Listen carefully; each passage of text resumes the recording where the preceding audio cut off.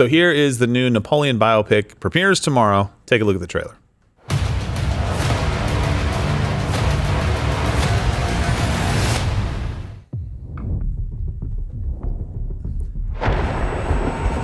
Oh, Apple original. There we go.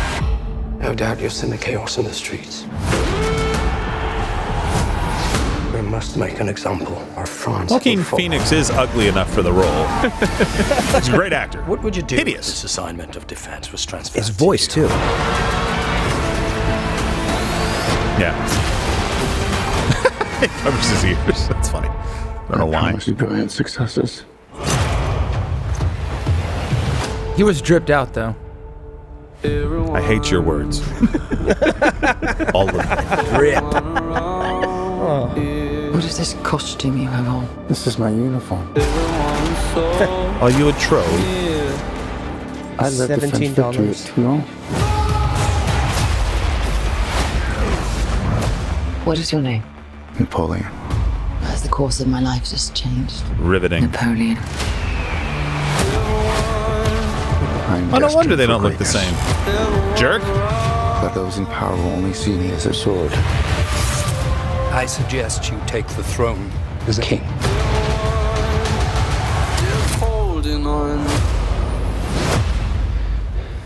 Shall we vote?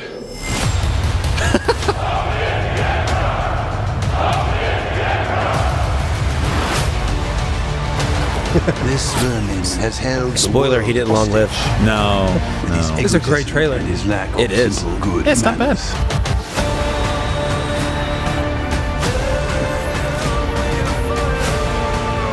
You think you're I great? think the tyrant part's what we'll focus on.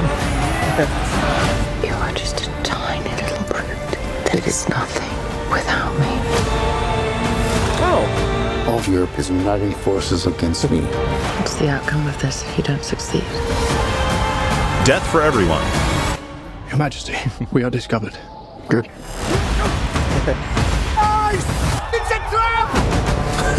I'm the first to admit when I make a mistake. Very cold. God. Wonderful. I simply never do. Oh. That's an awesome trailer. That's a That is fantastic an trailer. awesome- All right. Look, I will give it to you. That is a really cool looking trailer. I like it. That quote didn't age well, though. I don't have a problem admitting when I make a mistake. I just never do. Whoops. Apparently there wasn't enough ice for you to sink the enemy into because you guys, it's like one of the worst defeats in history. Like everybody refers to that march. I believe it was a march on Moscow, right? They made it to Moscow, and Yeah. that's when they went scorched earth on Moscow, and they fled it. So it was abandoned by the time Napoleon got there. But Napoleon, I think, basically just made he had that thing that dictators do where they think they can never be wrong, and they have nobody that will give them wise counsel and tell them, hey, look, marching on this place in winter when people can just, I don't know, freeze to death or die of disease is probably a bad idea. We can just wait till spring. It's going to be sunnier, a little easier for everybody. And he just chose not to do that. But however, I think if you want to see a short French guy with a chip on his shoulder, you can go and watch Ellen DeGeneres reruns and save the box office prices. I don't know. Maybe that's just me. Do me a favor, though, and if you plan on seeing this movie and, just hit the thing. I mean, you may not have the funny sounding mallet, but, do your best impression when you actually do it. So I think we're going to go into a little bit more depth here and kind of give you a bit of history about what's going on here, because a lot of people, when you start talking about wars and you start talking about these kind of iconic figures and revolutions, like we tend to understand our American Revolution. We understand where that came from. We understand how that happened and unfolded. We don't really talk much about France's revolution or really anything in Europe pre-World War II. It's almost like World War II is the beginning of history for a lot of people in Europe, meaning us thinking about Europe. And we talked about World War I the other day, and we're like, man, most people don't know much about that either. So let's jump into a little bit of this. So Napoleon led France from 1799 to 1815. It was a very tumultuous time in France's, after, kind of following France's revolution of 1789 and the subsequent kind of quote-unquote reign of terror. But you had a couple of points here, Lane, that you wanted to kind of talk about that kind of encapsulate that time. Yeah, I mean, you quote unquote, I guess, because there's different periods of when that might have been, but Right. This is the guillotine era. So when you hear the Reign of Terror and you associate the guillotine and all the executions in France, The good old days. That's this time. And they're off with their heads, Robespierre. This is the time that we're talking about. And it kind of is what... Who's Robespierre? You just said it like everybody knows Well, it. he would have been kind of the leader of this revolution at its beginning. Right. So we're going to learn more about kind of what he did, but it's this that set the path for Napoleon to take power. Right. And it's important to understand how these things kind of happen throughout history. But this was a very kind of stark contrast between their revolution and our revolution, right? Both of the revolutions were products of the Age of Enlightenment with birthed ideas like classical liberalism, socialism, Marxism. Not the best ideas sometimes, but they're big ideas. They are ideas. They are ideas. You can't take that away, but also reforms within Judeo-Christian religions as well, right? So let's start off with the American Revolution. And the kind of the philosophies that undergirded these revolutions. So we have the Declaration of Independence, which famously proclaims this. That we hold these truths to be self-evident. Sounds corny. Not a joke. Think about it. We hold these truths to be self-evident. All men and women created by you know the thing. Most of his voters don't know the thing. They don't know the thing. No. He added women. You didn't even have the thing on like a quote you could read. I do, because I don't want to go. The most important thing, the thing. You got to tell people the thing. Here, I'll tell you the thing. We hold these truths to be self-evident, that all men are created equal. This is an important thing, by the way. All men are created equal, that they are endowed by their Creator with certain unalienable rights, that among these are life, liberty, and the pursuit of the thing, happiness. Right? That's the first time that people had bothered to write that stuff down in the same place and use it as a founding document for a country. The rights that are outlined in other important kind of founding documents or declarations, they are rights given to you by the state, which means that they can be taken away on a whim. Right? That's the huge difference here and what that will lead to. So French Revolution, Declaration of the Rights of Man and of the Citizen. It talks about liberty, equality, and fraternity. A little bit different, right? So the big difference here is that word equality. Equality is not a part of our revolution. It is not a part of the American idea. Now, you may say, well, you want some equality. No. What I'm talking about is equal outcomes. That's equality, right? You want everybody to have the same outcome in life. You want everybody to have the same kind of end result. You have to switch it with equity in this situation. Sorry? You could just switch it with the word equity. And that's what the French were relaying. That's where exactly. That's what they're really meaning here, right? We're talking about equal opportunity. We want everybody to have the same footing as a human being that is endowed by their Creator with rights. That's a huge, huge difference, right?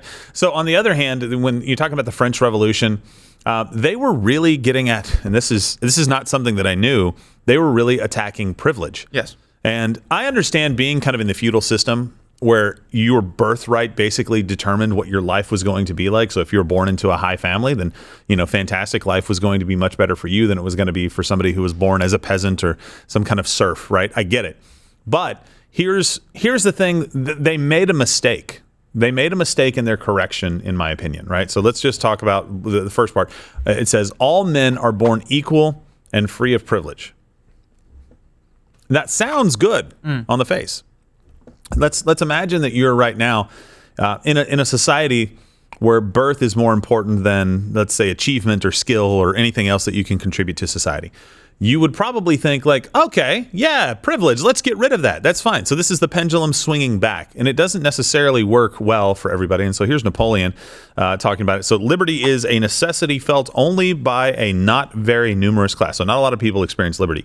It can therefore be restricted with impunity. Equality, on the other hand, pleases the multitude. That's what I was getting at. The multitudes look at the word equality and go, yeah, I want that. The problem is every time we see a society trying to shoot for equality, it never lifts society. It always suppresses society.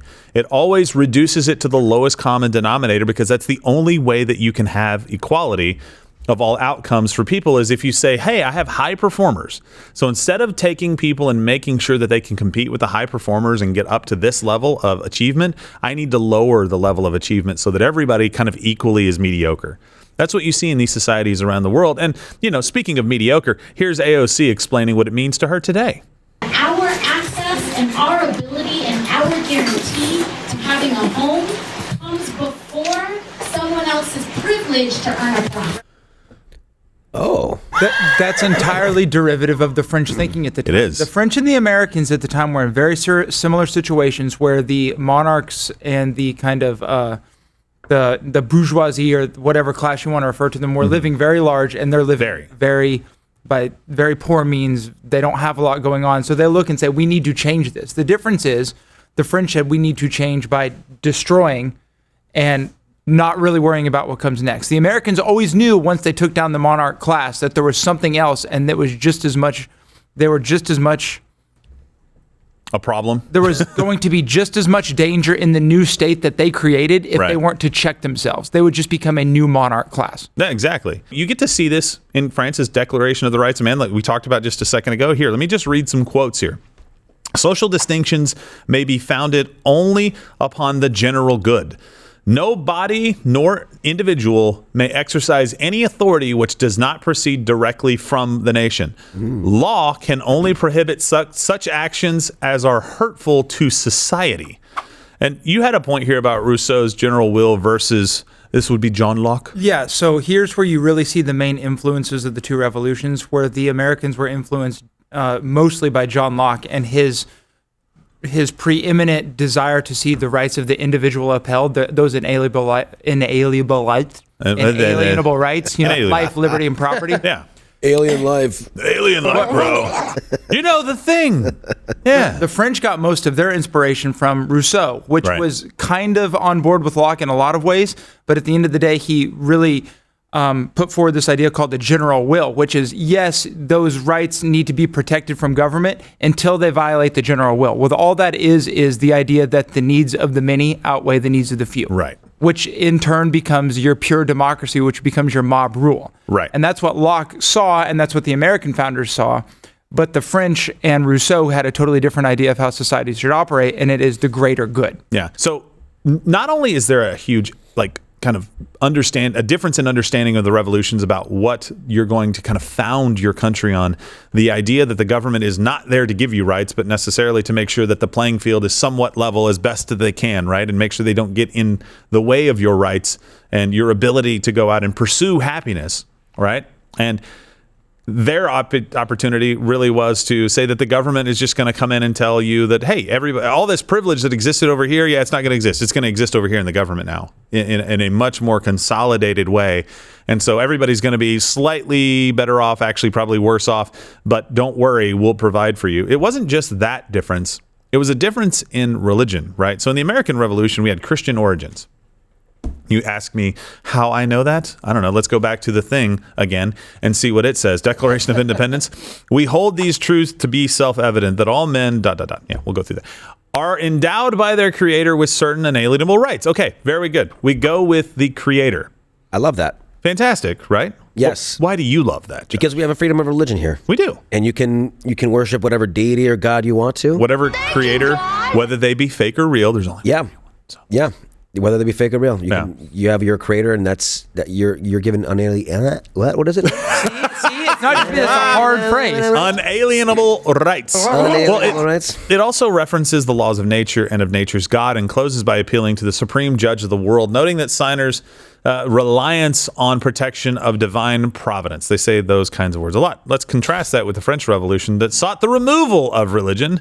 In 1790, the civil constitution of clergy was a law passed that, among other things, made the clergy paid employees of the government, required all members of the clergy to swear an oath of loyalty to the nation, and nullified the church's rights as a feudal landowner. Well, I understand that. They want to get some of that land back, and the church owned a lot of it. No, that's a really bad idea. 1793, the law of suspects. They had good names for things. The law of suspects. Not their declaration, though. That one's pretty stupid. It sounded like off-brand cereal. What is it? The rights of man and the citizen. Man and of the citizen. Thomas Jefferson helped write that. Did he? Yep. He almost got. You know what? He saved the best for us. He did. Let's just put it that way. Well, it was a sequel. That's right. You can always go back and correct your mistakes. You're like, I'm going to try it out on you first, France. I didn't quite nail that. So in 1793, the law of suspects that was passed, all priests and all persons protecting them are liable to death on the spot, or, potentially if you have time, maybe you can make it into an event.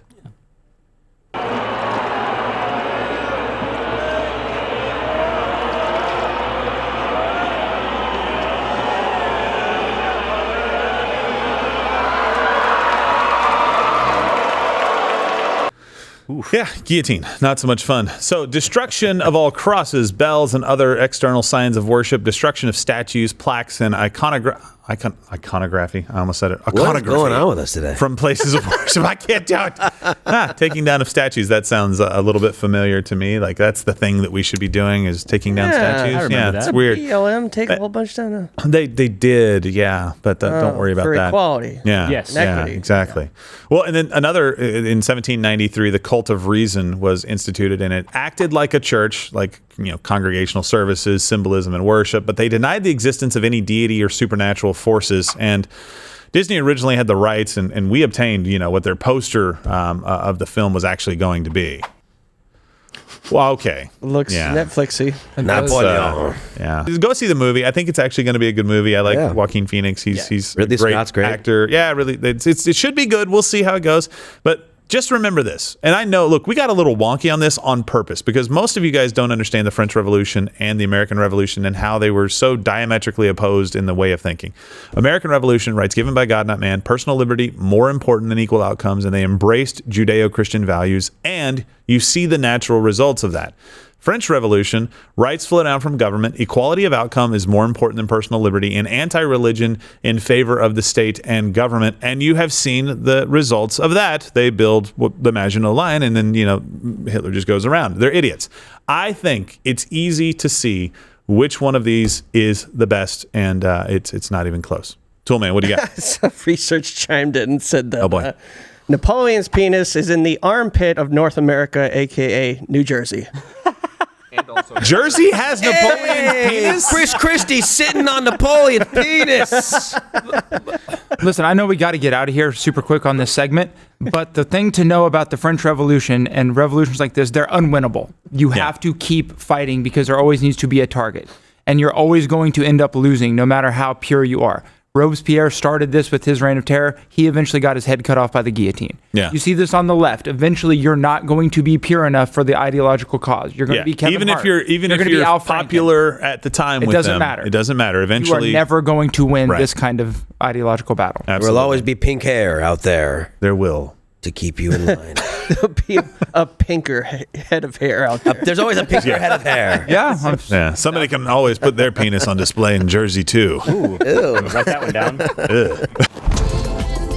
Watch Louder with Crowder live Monday through Thursday, 10 a.m. Eastern.